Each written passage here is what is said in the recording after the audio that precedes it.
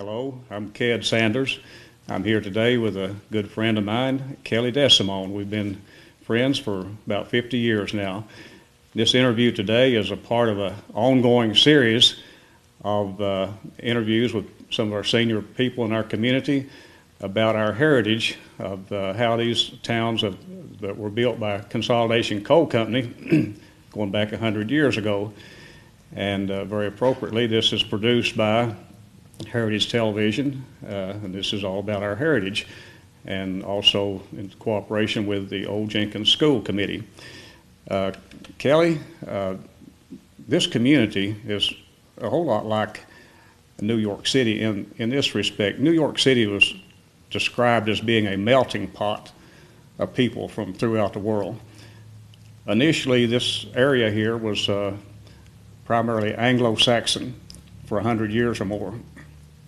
And then the railroads came, the coal companies came, and there was need for tens of thousands of coal miners. So the companies had to go out and recruit coal miners from throughout the region, through bordering states, southern states, and even foreign countries. Tell me about how your family came to this area and when. Well, my father came from Italy. Initially, he was in an Italian army, and after he got out, well, he met my mom, and they were engaged and then married. And economically, Italy at that time was poor, and a lot of people immigrated to other countries, especially the United States. So my dad decided to come to this country. And he left his wife and came to New York and worked a while and got enough money to send back to his bride and bring him to this country.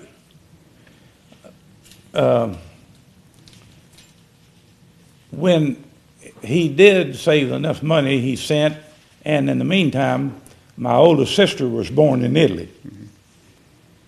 And he got his money over there, send the money over there for his bride and his first child to come to this country, and they came to New York. He worked there for a term and then moved from there to Pennsylvania in factory work primarily. And finally, somebody came by and was talking with him, some of his friends, and said, "Let's go down to Jenkins. They're going to open a coal mine down there." And said, "We'll get us a job, work down there." And my dad said initially, he said, "No, I don't want to go down there at all." He said, "I'm doing good where I'm at." He said, "No, you don't understand." Said, "The harder you work, more money you make." My dad says, "Let's go, I'm ready." So that's the reason why we wound up, he and my mom wound up in Burdine. While in Burdine, there were 8 of us born in Burdine. Mm-hmm. So how many was in your family total? 10. 10 kids? 10 kids. My oldest sister was born in Italy, 8 of us in Burdine, and 1 in the mud town of Jenkins. I have a photograph here you were nice enough to share with us. Let me get it right here, and maybe you tell us something about this. Well, all this whole line, a total of 11, but my mom was carrying my youngest brother, Joe. That's my dad, Mom, Rose, Stella, Andy, Willie, Louie, Vic, Grace, me, and Argentina, that of the 10. I have also a photograph here of your mom and dad. Now, what was their name? Well, my dad's name, they called him Jimmy because they couldn't pronounce Vincenzo. So his name was actually Vincenzo, but they called him Jimmy. The people around couldn't hardly pronounce that name. And my mom's name is Anna. I used to work with your brother, Willie, Yes. years ago, and he told me the story for his first day in school. He told the teacher his name was Guido. Yeah. And the teacher says, "I can't say that. I'm changing your name. Your name is Willie from now on." Yeah. that happened to a lot of people from of European background, where these Americans couldn't say their name, so they Americanized the name. Oh. Well, let me tell you this one about myself. My real name on my birth certificate, my baptismal certificate, is Galileo Pasquale. And I'm known to you as Kelly Paul. So when did your name get Americanized? Well, there's several stories goes on why Galileo, and best they could come out with Kelly, so they call it Kelly, I guess. And one other story was the doctor that delivered me in Burdine, his last name was Kelly. He said, well, he had delivered, like I said, there were 8 of us born down there, and he delivered all of us. He said, when he came to me, he said, well, I'm going to name this after me. Mm-hmm. And his name was Kelly. I don't know which one of those is true, but there's some substance to it. I'm Kelly Paul, Social Security, Army, the whole bit. Mm-hmm.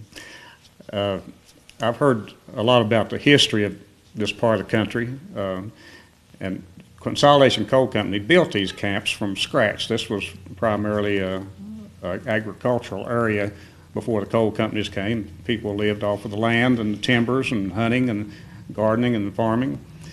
And then when the coal companies came here, they had their own brick factories and their own lumber mills to build the houses, and they had stonemasons from Italy that chiseled the stone to build the retainer walls and the foundation of these buildings. By chance, was your dad a stonemason? No, my dad wasn't, but when they first came to Burdine, there wasn't that many of us born at that time, and they kept boarders. Mm-hmm. And some of them came from Italy, and they stayed with at my dad's house, and one of those persons was a stonemason, and very much prized because he was good at doing that type of work. So the company hired him for a stonemason instead of working in a coal mine. Yes, yeah. I'm just curious, when the mines unionized, was that just for the underground coal miners, or was that for all the workers in the community? I know you had a tremendous support staff of people in the communities building and maintaining the buildings in the community. They were all organized. Mm-hmm. The term that was used, as I remember, is underground and outside. If you was outside, you do carpenter work and repair work. Well, in one case is way back. They had the honey wagons. Mm-hmm. and really had Clydesdale horses pulling the honey wagon. And they had the hand pumps that they pump for cleaning the toilets. To clean the toilets. And, well, they improved. They finally put that pump on a truck and had a gasoline motor to drive it, and then made it faster and better and easier. But that was one of they were organized. They were all under the Union Mining contract. Going back to your very early years, do you remember, what is your earliest memory of living here in Burdine? Well, I can remember one of the things is every evening they used horses underground. Mm-hmm. They didn't have locomotives. And I used to stand by the fence, and on all the houses in Burdine where I lived is right on the road, the houses. And the horses, they would drive the horses by, and I'd get rocks to throw at the horses as they went by. But they were horses used to pull the coal out of the coal mine. So you started school at Burdine? I started to school at McRoberts. I was too young while I lived in Burdine, but I did go to McRoberts. In your home, did your parents, did they speak Italian to you, or did they teach themselves English and then teach the kids, or how was that? Well, that's a unique situation. I really don't know of anybody teaching me anything, formally or otherwise. It was just the same as you learned English. Mm-hmm. You were spoke to in English, and you picked it up, and as you come, and your parents talk to you, and next thing you know, you start speaking as a child. Same thing happened to me, but it was Italian. I learned Italian, and all my mental processes were Italian until I started going to school. Or I can recall this: I'd go outside to play with my friends, relatively young, 3 to 5, 6 years old, before I went to school, and I'd pick up English. So you were bilingual before you ever started school? School, right. And my mental processes, when I walked in the door, it was Italian. When I came out and spoke to my friends, of course, it was English. Why and how did your father get located in Burdine first and then Mudtown later? What transpired there? When he was in Burdine, the term they used back then was a heavy loader. In other words, he loaded coal by the ton. They were paid by piecework, and he would outdo all other coal loaders. He would load more coal than anybody else, and they call them heavy dumpers. Mm-hmm. And the foremans liked that. They were trying to produce coal, and one of the foremen asked him to come up to number 5 to work for him. Said, I got a house for you and everything, come on up. And it wasn't as if he was leaving the company, he was just going to another coal mine. Mm-hmm. And you got to remember too, they walked to work. They didn't drive, they didn't have automobiles. And that fit in that he moved to Mudtown, and he'd walk from Mudtown up to number 5 portal and go to work. Mm-hmm. So it fit.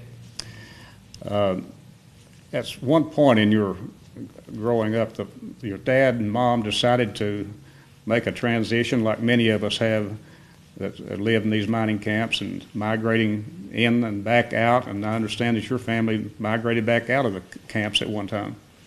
Well, my mom, through her efforts and pleading, wanted my dad to get out of the coal industry. He wanted to get out of the coal mines. So he bought a lot to build a house on up in Sharon, Pennsylvania, and we moved up there. But we were there for a short time, and there were 10 of us at that point, and 10 children. And all of us started crying to go back home. We wanted to come back to Jenkins, you know. And actually what happened, we did. Dad said, well, he couldn't stand that. He was working in the factory, so he came back, and when we came back to McRoberts. Was it a little crowded with 10 kids? Did you have one of the bigger houses? Oh, yeah. We when we came back, the company designated what house and how many as a double house, 5 rooms on one side, 5 on the other. And in this instance, they gave us the 10 rooms because there's so many of us. Yeah, they were good to accommodate us. At any one time, were all of you kids at home, or were some about grown while the others were babies? There was a period of time when all of us were home, mm-hmm. But gradually it began to. My oldest sister went to Berea College, and another one went into a beauty school, and my oldest brother went into the service. Mm-hmm. In fact, he retired from the service, and gradually they began to leave. Mm-hmm.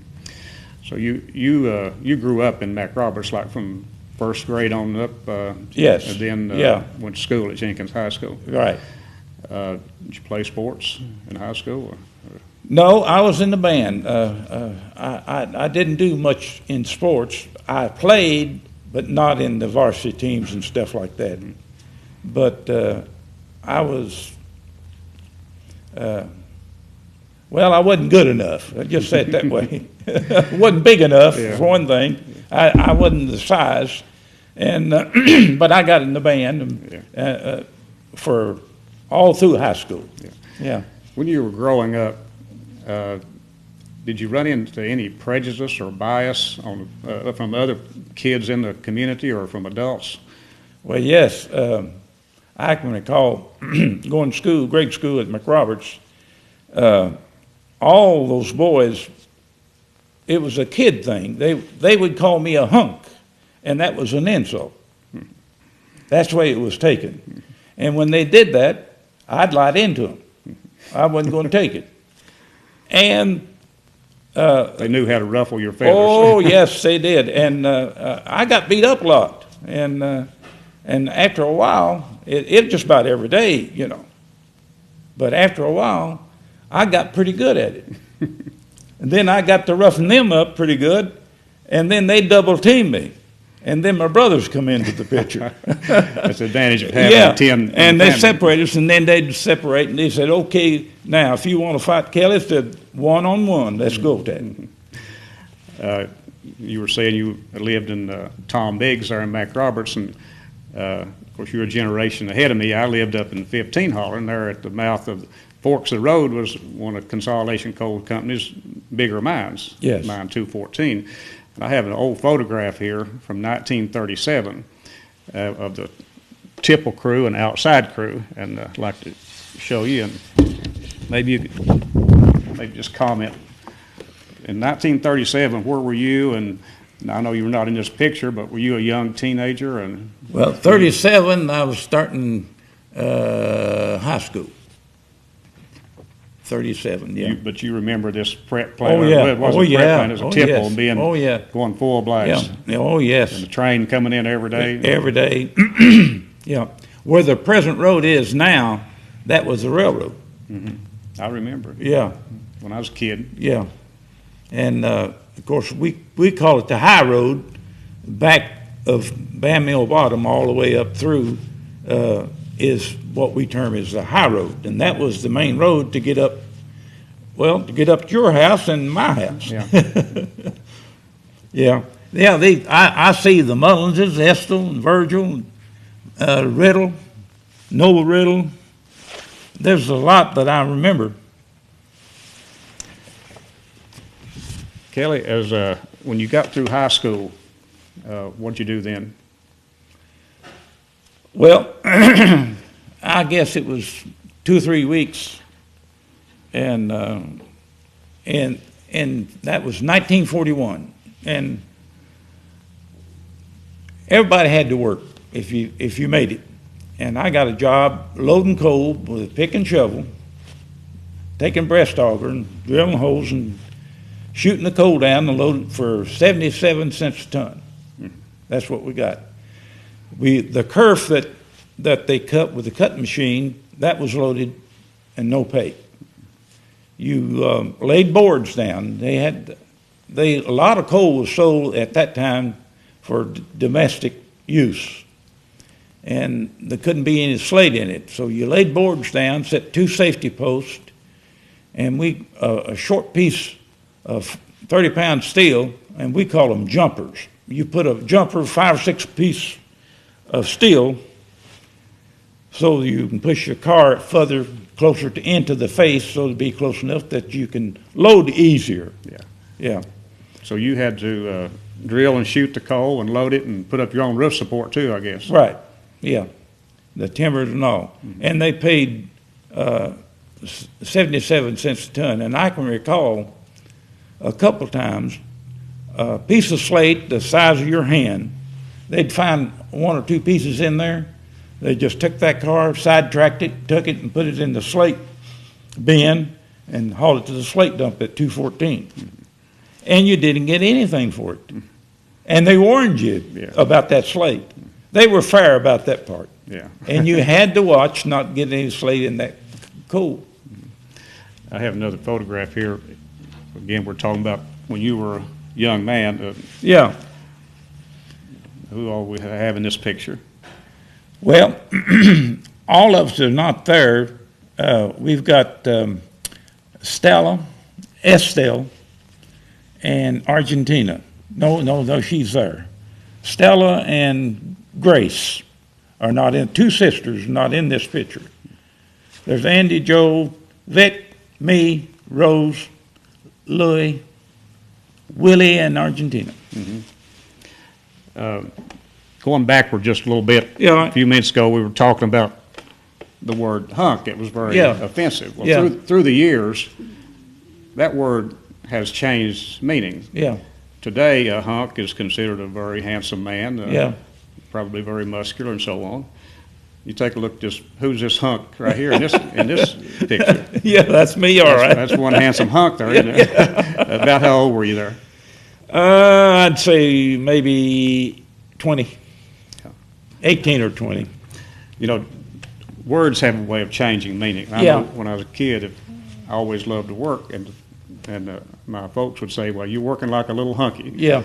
And I took it as a compliment. And at first, I didn't know what it meant, and then they said, "Well, the hunks are real good workers." Yeah. So from that point on, I accepted that as being a high compliment. Yeah. So, did you intend to become a coal miner when you were growing up? Really, no. I went to school, and I had help, but it was somewhat indirect. I had to make my own monies and stuff and go to school, and I had help from my brothers and sisters. And I lived what I term as my home place. That's where we all lived. And my brothers allowed me to stay there, and I didn't have to pay, and that was big help. Fed me and everything, you know. But I had to work and make my own money to go to school, and I did. And I went to. You talking about high school or after high school? After high school. So where did you go? I went to Berea my freshman year, and then was drafted into the services. Mm-hmm. And when I came back out of the Army, I went back to. Then it was Eastern State Teachers College, but it's Eastern Kentucky State College now. The reason I did that is, like I was saying, I didn't have a lot of money, and I was going to use the GI Bill, and they paid you $75 a month, best I recall, if you enter ROTC. And $75 a month was a lot of money then. Mm-hmm. And I went over and signed up and was going to go to Eastern. And in ROTC because of the money. Well, when I started registering, I found out that you had to put that first, all the military science classes, all the subjects that pertaining to ROTC had to be taken, then you take the other electives, and it didn't work out because I was going to major in science, and I just dropped out of it. I lost the money, I lost everything, but I did stay there and finish. Mm-hmm. So what did you major in? Well, I got a double major in biology and chemistry. Mm-hmm. And so when you got out of college, what did you do? Well, I came home and saw CV Snap, one of the best. So you had a teacher certificate? Yes. And I went to Snap and got a job, was going to drive the bus from McRoberts and teach. And then I got 3 days before, on a Friday, I think it was, I got a call from a friend of mine from Consolidation Coal Company and asked me if I wanted to work in the engineering department as a rodman. I said, well, I don't know how much. And what he told me was $100 more than I was going to get teaching school and driving that bus. So I took the job as a rodman in the engineering department because of the money. So you worked your whole career in mining related or yes, not necessarily underground, but for a coal company and some underground and some office work, some engineering department. Yeah. Yeah, I did, I was in the engineering department for a while, and then went into the safety department. And safety department, I started doing various jobs there, and sometimes special projects. And then I was a company mine inspector for a term. And then I was made training coordinator when the advent of the laws coming in and the change. We had mine laws in the state of Kentucky, of course, but when they redid the laws, upgraded them and so forth, and began to enforce them, you had to have retraining in safety, job, the whole bit. So when the federal agency came into existence. Come to play, yes. 1969. State and federal, Yeah. you know. So that job, I kept, well, I worked with that for about 6-7 years as training coordinator, and then I went down as assistant superintendent down mine 29. I had to shut that mine down and then came back, worked a couple more years, and then retired. Mm-hmm. Going back to your early career, I understand that your family has a very strong military background. Yes. Tell us about that. Well, during World War II, I had one brother already in, and he made a career of it. I had 2 sisters that were nurses, and they volunteered. And then I had I had Willie, Louie, and Vic. Well, Vic was in the Navy as a pilot, but he flunked out because when he got in the plane and got high altitudes, his nose bled. That was the only thing wrong. Otherwise, he'd have made it. But you know, they were strong on that part of it. They wouldn't let him fly. So he stayed in and in the Navy, and then the total sum of all of them, though, there were of the 10 of us in my family, there were 8 of us served in World War II. Joe served in Germany. I served in Japan, and the rest of them, Lewis served in the Pacific. In fact, he was down. They shot him down about 3-4 times. He was in the B-17, and he was decorated 4 or 5 times. He's got medals. His kids has his medals. And there's one interesting thing that happened. One time he was shot down off on the coast of Borneo, and it's very interesting.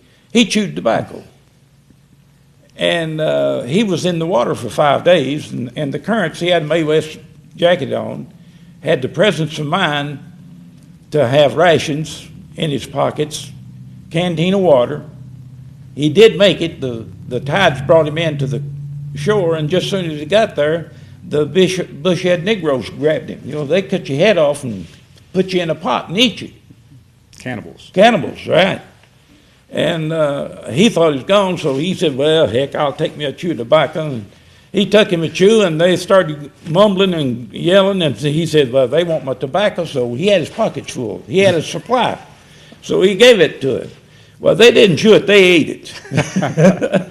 So they took him, and that was a really interesting experience. They thought, he didn't know what was going to happen, but they hiked for several days. I don't know, recall how many days it took him. He was in the central part of Borneo, and they went north to a base in, the British had a base up on the northern tip of Borneo, and turned him over to the British. Yeah. And that's where you got out of that one. I'd heard another story of Louis' heroics. He saved the airplane and all the men on it. Yes, that was another exploit. During that time, a lot of times they didn't have bombs, and a lot of times it was distance, and they had to carry extra gasoline. They'd put a tank of gas in the bomb bay, extra, in order to extend the range. And, of course, they were in the battle.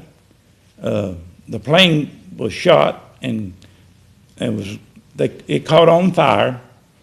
And everybody got ready to abandon, and they did. They parachuted out, a lot of them.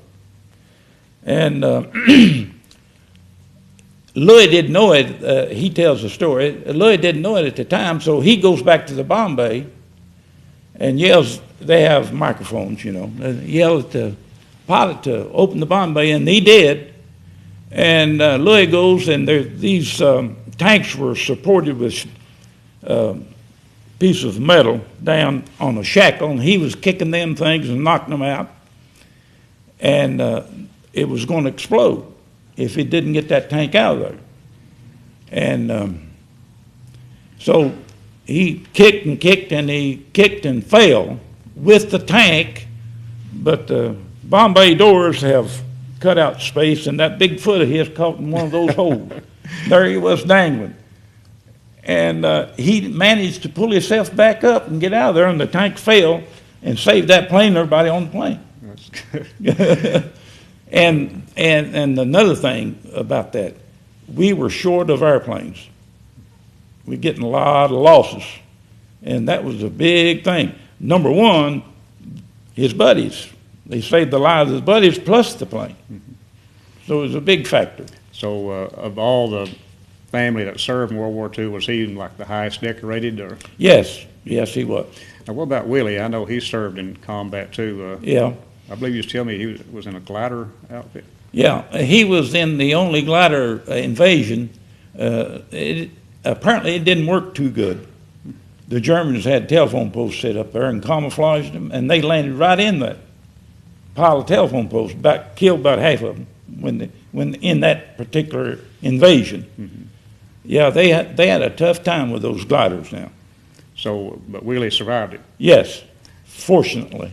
He missed the telephone poles, or what happened? Well, he doesn't know. When he tells it, he didn't know exactly what happened. He knocked him out, but he come to, and you know, a lot of them dead, a lot of them wasn't.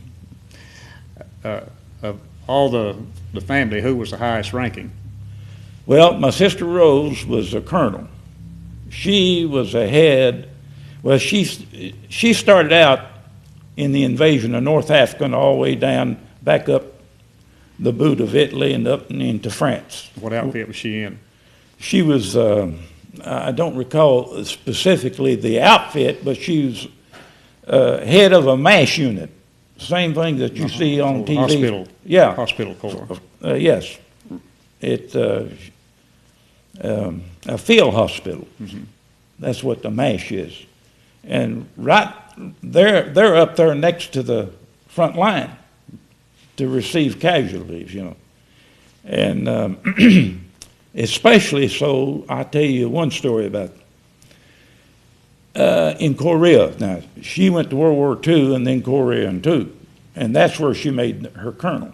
So she was a career person also? Yes, she retired from service. She tells the story in those battles.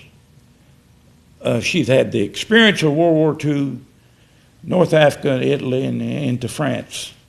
None was as bad in her department as it was in Korea. And the reason was that when American troops got into battles, they had more casualties per unit than any other place. They had so many casualties. And she tells the story that they would bring those casualties in and line them up and go back and get more and line them up. And they only had so many nurses. And all of them would work fast as they could. And a lot of these boys, all that they needed was a tourniquet. Mm-hmm. They wasn't able to help themselves, and they needed help. But they died because there wasn't nobody. You go to one and put a tourniquet and help this one go to another one. There were so many, they couldn't get to them. They'd bleed to death before they get to them. Mm-hmm. It was really tragic. Yeah. They'd work as hard as they could, and they'd just cry and go and work and try to save those boys, and all they needed was just stop the blood. Mm-hmm. And when did you go into the Army? 1946. 46? Uh-huh. So right after the war? Yeah. So what outfit did you serve in? I was in the 1st Cavalry Division, 7th Regiment. And the old Custer's outfit. where were you stationed? And, well, basic in the States, and of course I went to Japan as occupational. Did you run into any resistance there from the people? Well, not really. In going in was on a Liberty boat. Going on this Liberty boat, we stopped at Guam and went in, and captain told me, said, "Hey, let's dig in." I said, "What we're digging in about?" And he said, "Well, just dig in." And after a while, I found out, here come a white flag out of the mountains. Guam was just beach and then mountains. And we went out there with the interpreter and so forth, and a bunch of them wanted to surrender. So we went back and got our guns ready. We didn't trust them. And we were dug in, the foxholes and all that. And here they come, about 200-300 of them surrendered. Mm-hmm. Well, that's the extent of my army. Yeah. Anything else was just nothing. Yeah. I have another photograph here, or a painting. I'm sure you've seen this before. A scene from our hometown. Yeah. What memories does this bring back? Oh, boy. I'll say it this way. When this existed, and that's 60, 70 years ago, we had them all, as people know it today. You could go right here, buy a tailor-made suit, best of clothes, our shirts, best of groceries, a meat market, best of meats of all cuts, even had an ice house. At one time, we didn't have refrigerators. We had an ice house, and they'd deliver ice. You go to the recreation building, you had a barber shop, you had a movie theater, you had a pool room, you had drugs over the counter, you had a little jukebox and booths, and you could dance there at times, but it was usually had to be chaperone. Yeah. Anything you wanted, you found right there. Everything, all the entertainment. We even had a tennis court back here. Yeah. I'm sure this has special significance. Yeah. To you and your family. Yeah, like I was mentioned earlier, there's 8 DeSimones on that monument that served in World War II. Mm-hmm. 8 out of possible 10 in the family. And the highest rank one on there, I'm going to brag, is my sister Rose, a colonel. Yeah. Yeah. And I'm proud of that. That monument was put there by the United Mine Workers in 1942. Yes. And I had an uncle who was serving in the Navy before the war started. Yeah. And he was the first boy from Mac Roberts killed in World War II, William Howard Sanders. Yes. He was on a supply ship in the Pacific, and the Japanese destroyed it. Mm-hmm. So that was like February 42, just 2 or 3 months after the war had started. Yeah. This little building right back here, what's your recollection of that? Well, I have a lot of fond memories right there. I was scoutmaster for 10, 12 years. And come to think about it, you was one of my Boy Scouts. You know, that's where we first got acquainted. Oh God, yeah, 50 years ago. and that little generator you was telling me about, you were calling, where we have this telephone generator, and we crank it, and everybody hold hands, and you'd have a lot of voltage and no amperage, and everybody would try to hold hands, and that was a little test of courage, I guess. But that's where we had the post office, and it had a lodge hall up there. That's what we called it, lodge hall. It was a meeting place for women to go have showers, and the scout would have their meetings. Schools had their little sock hops. Sock hops, they had dances, yeah. And you recall you attended. Yeah. I remember the filling station, my recollection, gasoline was about 28 cents a gallon. Yeah. Now, what's your recollection back earlier than that? 22. 22. Yeah. In fact, I had an old T-model Ford, and I'd go there and I'd buy a dime's worth of gas. And there's a Hungarian man, we call him Shriner. Shriner would come by and he was pumping gas for Nick Dan. And every time I'd come up there, and he'd get angry because I wouldn't buy more than, he didn't have the money. 10 cents gas, that's what he'd call me. 10 cents gas, 10 cents gas. He didn't like to put me a half-gallon gas in that T-model. But I recall going buying a dime's worth. Mm-hmm.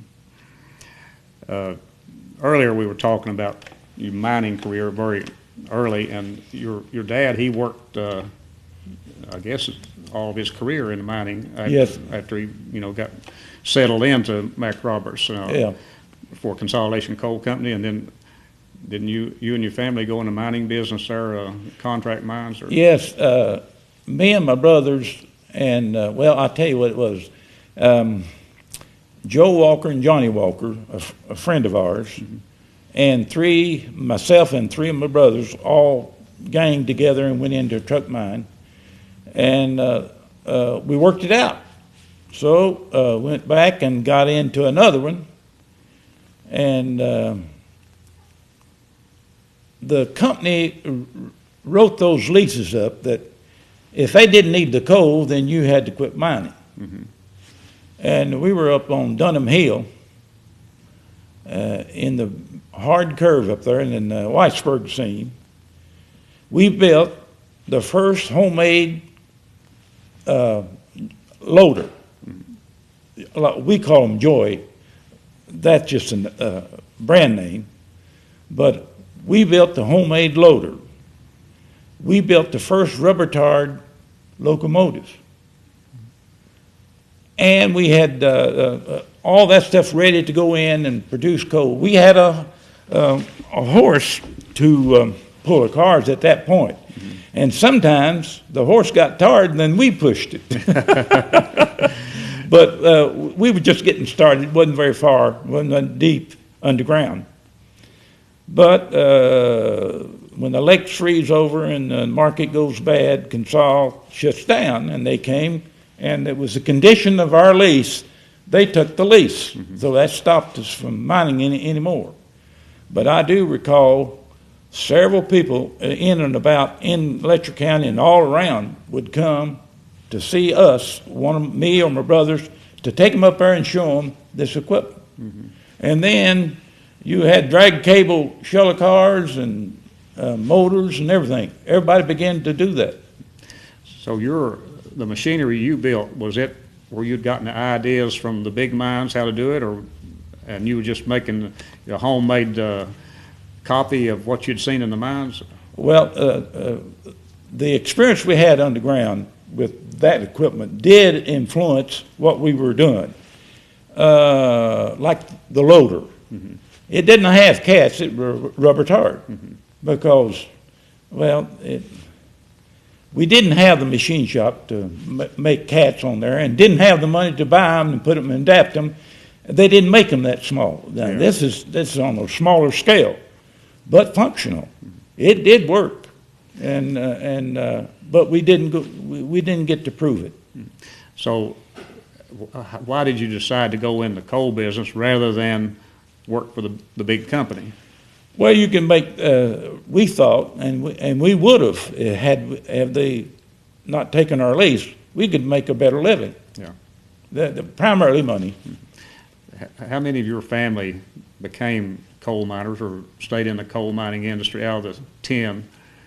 Well, I have 5 brothers, and of those 5, all of us, of the 6 of us, all of us worked in the coal mine. But all of us did not stay in the mine industry. Mm-hmm. Andy didn't stay. He retired out of the service, but he did work in the coal mine. Willie stayed and retired. Louis stayed and retired. Victor didn't stay. He worked. He was a foreman for a while down at Hill Mine. And he was a school teacher. And Joe stayed, and I stayed.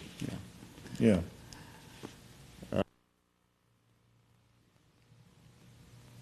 So Kelly, your mom and dad, how long did they live? Well, it's ironic, but they both died at 64, and that's relatively young mm-hmm. nowadays. My father died. We had one of those truck mines that we spoke of earlier, and he had a heart condition, and my brother Lewis said, asked my dad, said, get up and hold that brace. They were building a hopper to put the coal in. As he got up, he just fell over with a heart attack and passed away. My mom had kidney problem and jaundice, but that caused a heart attack, and she also died in Jenkins Hospital with a heart attack. Did your parents get a chance to go back to the old country and visit the family? My mom wouldn't go. She said, I'm not going to leave my family, and there was 10 of us, of course. And my dad went back 3 or 4 times. Yeah. Yeah. And my brother Joe, about 3 years ago, went over, visited my mom and dad's home place, and saw some of the beauty of an old country. Just curious, was he able to pick up the language? Yes. He said initially when he went, he said a little hard, but the longer he stayed and the more he talked, the better he got, and he felt real comfortable after. So even though he hadn't used it for 40, 50 years, he was able to pick it right back up again. Yeah. If you don't use it, you lose it, they say. And that's what happened to him and myself, I'm sure. The vocabulary leaves you a little bit. Yeah. Yeah. There in Mac Roberts, our town was unique. It was not a town that you drove through. You went to Mac Roberts, that was the end of the road. Yeah. And I liked it that way. There wasn't a lot of traffic. And the community seemed to be real close. I remember when I knew every family in town. Yeah. And I especially have fond memories of the swimming pool that we had there. Tell us a little bit about that. I know you were instrumental in getting it built. Well, I have to give credit to a lot of people that lived in McRoberts. A lot of them left and didn't have jobs here, and they had to go to Detroit and various places to make a living. And when we initiated this, we got Carl Dan, the superintendent at 214, helped an awful lot. John C. Oldham, he's the man that started digging the hole with that free to start that swimming pool. And I had to give a lot of folks in McRoberts credit, especially those people that had left and gone to work away from McRoberts, would come in on weekends and work like dogs to build that swimming pool for everyone. Yeah. It was a combination of everybody working together. Yeah, and that was very, very successful. In fact, I was the first lifeguard at the swimming pool. And I remember seeing one of your photograph in the old Checkboard magazine of you coming off that high board. Yeah. That was about 10 feet high, wasn't it? Yeah, something and like the that. pool, was it Olympic size? I know it was huge. Well, yeah, I think it was. I don't recall the exact dimensions, but it was a big pool. And we had, I was going to tell you, I sponsored square dances, and I used local talent, Virgil Mullins and his band, and Baker, the fiddle player. Kenny Baker. He'd come and play, and we have square dances, and that's where I met my wife. Yeah. Yeah. Yeah, we have bales of hay sitting all around in the old depot building. That's where we had this. And there was a lot of older people, we called them old folks, would come and just sit there and clap and watch us dance, square dance, you know. And it was a lot of fun.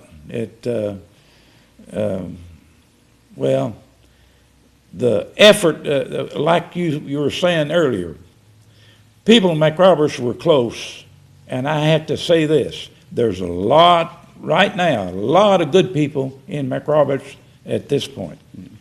I know you've always been active in the community, not only when you were a young man as a Boy Scout leader, but in more recent years, you served on the school board. You'd like to tell us about that?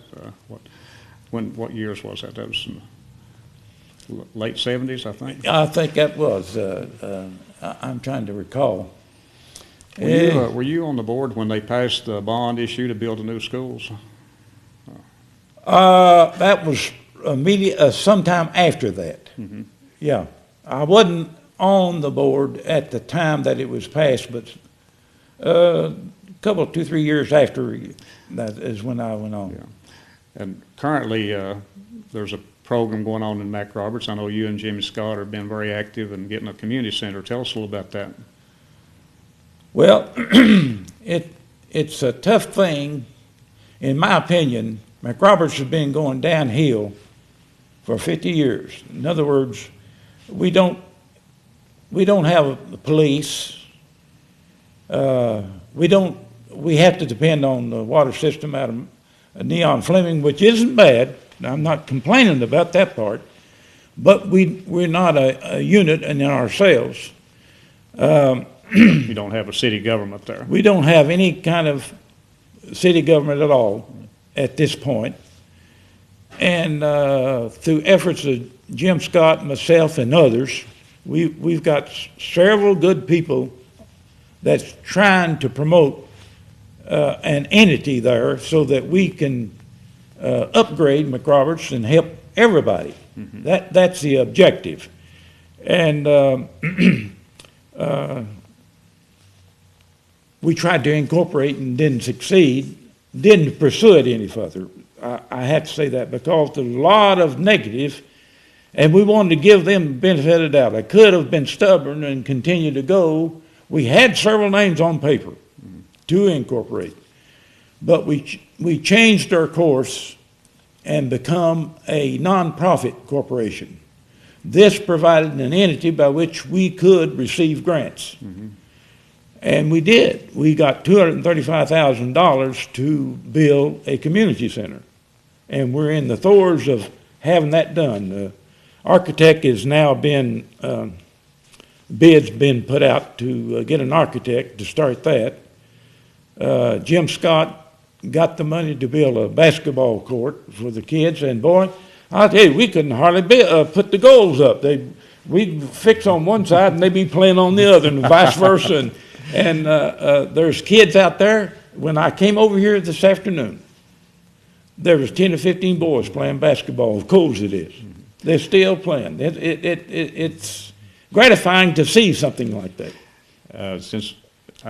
Like I said earlier, my first recollection meeting you was when I was in middle school, and you took a bunch of young boys that would ordinarily have been full of mischief, and you took us and gave us some guidance at a very critical time in our life. Now, I appreciate that. I've told you that many times how much I appreciate that. Can you remember some of the things we used to do? I have very vivid recollections, but aside from this game of the weakest link. We'd go camping at a drop of a hat. We'd go anywhere and everywhere. And my brother had an old coal truck, 1.5 tons. I'd load you guys up in it and go all the way to Kentucky Lake with you. It wasn't that brave to go that distance with a bunch of boys, you know. And one time we went to Dewey Lake. Yeah, I remember that vividly. And it snowed. Yeah. Oh, goodness. I'm telling you, we had it. Yeah. I know you spoken earlier that you had intended to be a school teacher and you had a good education, but at the drop of a hat you changed for economic reasons, as much as I did in my career. But you later did quite a bit of work in education with Beth Elkhorn Corporation, training, retraining coal miners and safety stuff. And what about in retirement? Have you been doing anything? Well, I was training coordinator for Beth Elkhorn for about 6-7 years, and you were an instructor, by the way. I was doing the electrical. You sure were. One of them. You just one of them. One of a team. And we had about 1,425 people at that time, and we had to do the retraining, and we did every phase of training of whatever, even the engineers, if you recall. We got them ready to be certified. We had a group of engineers, graduate engineers. I got a professor down in the UK to come up and teach them, and then come back after that and give them the test to become certified. We had some of those kind of things as well. I was talking a while ago, you mentioned that you had put on a class down at Southeast Community College. Was that while you were with Beth Elkhorn, or would it be more recently? What was the class? I retired, and immediately after I retired in December, and January I was over at Southeast Community College in this special federally funded program to upgrade coal miners. Mm-hmm. That was the objective. They had to be high school graduates, and they had to be coal miners. Yeah. I had 5 women in the class of 32. Mm-hmm. And we did that, and I documented all that. And you couldn't upgrade much because Lynch and Benham both had a cutoff, and there was coal miners running up and down the street with no jobs. Yeah. And it was hard to find jobs and upgrade those people when you had people cut off, you know. Mm-hmm. So I did do that, and I put that in the form where I have to tell this. Went to play golf over at Cumberland. That's when they shut our Jenkins golf course down. And Bruce Ayers, the director over there, recognized me, shook my hand, said, "Kelly," said, "we're still using some of your material in the school over there." Yeah. Yeah. So I gained apparently a lot of good experience with Beth Elkhorn. Mm-hmm. That was very, very satisfying thing to do. Did all your kids go through school here? All of them graduated from Jenkins, and all of them have college degrees and doing well. That's great. 2 girls, 2 boys. Mm-hmm. They're doing great. I have one more photograph. I know this one's very special to you. Yeah. Tell us about this. Well, that's Paula, Jamie, Vic. Of course, that's me, and that's Kelly D. And what was the occasion? Well, that was my 80th birthday. I hope I'm in that good a shape when I turn 80. Kelly, is there anything else you'd like to share with us? Well, I don't know. We've talked a long time. I don't think so. Well, I just want to say this has certainly been a pleasure for me, and I'm sure that the folks at Heritage Television are going to enjoy showing this to all the folks out here in the community, and it's good to reflect on our heritage here, especially on Heritage Television. You know, what I like to do is say one more thing. Going back to what we were talking about, trying to help the people in McRoberts, which I'm currently involved. That's the reason I want to go back to it.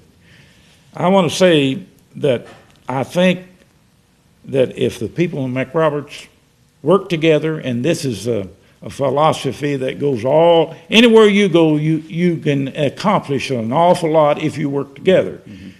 And I would think that we have a lot of good people in McRoberts.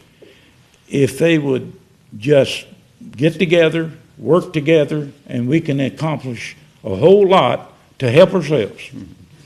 Well, you've certainly had a very interesting story to tell and a very interesting career, and thank you very much for being here. Thank you.